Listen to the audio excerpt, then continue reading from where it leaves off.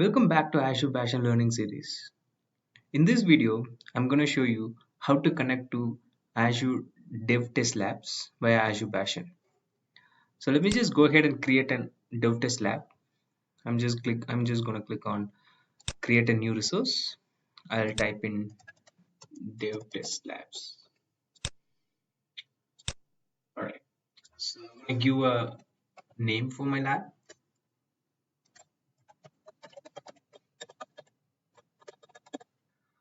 And then I'm going to create a new resource group.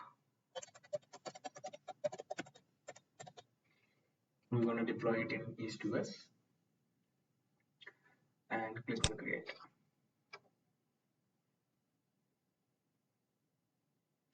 So this creation takes around 5 to 10 minutes. So I'm just going to pause this video. Once the DevTest Labs is created, I'll just get back to you.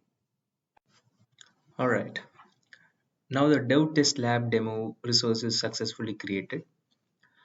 So I can actually go ahead and add a VM in this DevTest Lab, and I can show you how we can RDP or SSH to the DevTestLab VM via Azure Bastion. Since I have already created Bastion in a different VNet, I'm just going to add that VNet to this DevTestLab configuration. So I'll just click on configuration and policy in the settings. Over here, you can see virtual network. Under external resources and click on add. You can select a virtual network where I have already created a Bastion. So I have selected the virtual network and I will click on save. So this will generally take 1 or 2 minutes. So once the resource is deployed, I just need to tweak the certain configuration so that I'll be able to see this VNet listed when I'm trying to deploy a new VM. So I'll just click on the newly added virtual network.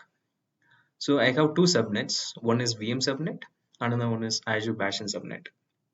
So we are not supposed to deploy any resource in Azure Bastion subnet. So I'm going to deploy this newly going to be created VM in this VM subnet. So I'm just going to click here. I'm going to enable use in virtual machine creation as yes. So once you make this configuration, when I create a new VM, I'll get an option to deploy it in this virtual network. So I have updated this. Now I will just click on add. So I'm going to go for a Windows machine now. So I will search for Windows.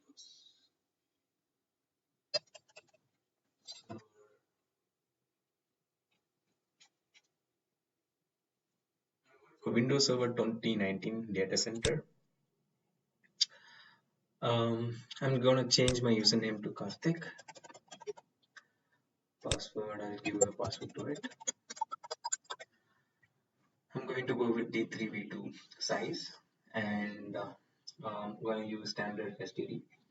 In the advanced tab is where you get an option to select the virtual network in which you're going to deploy it to.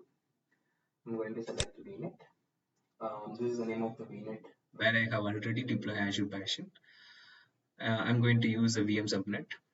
I'm gonna give a private IP address, so which means you will not be having public IP address for this VM. I will go ahead and create this VM now. Again, this creation process will take up to like 10 minutes. So I'll pause the video, and once the VM is created, I'll show you how we can connect to the VM via Bastion. All right. As you can see on the screen, the virtual machine which we have created, the status showing as running.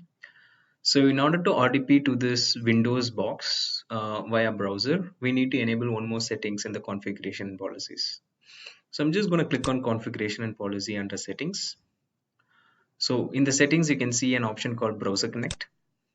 So we need to enable the browser connect option so that you will be able to RDP to the machine via the browser itself using Bastion.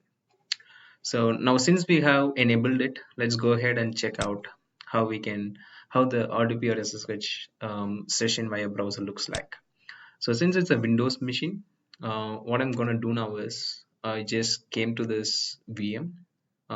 So I will just click on connect. So it's taking some time. All right, should be another way. So let me just close it and reopen it again. I should be able to get an option called browser connect. Here you go. Yeah. So when you click on this browser connect, you can just type in my username of the VM and the password. So when I click on connect, I should be able to see the login screen of the VM. Here you go. Yeah. So this is how the user experience looks like when you RDP to the Windows box, Windows DevTest VM via Azure Bastion. So pretty much same, but you need to tweak few configuration settings in the Bastion overview page in order to make this setting happen.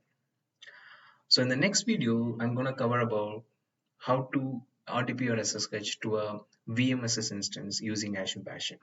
Thank you for watching. Cheers.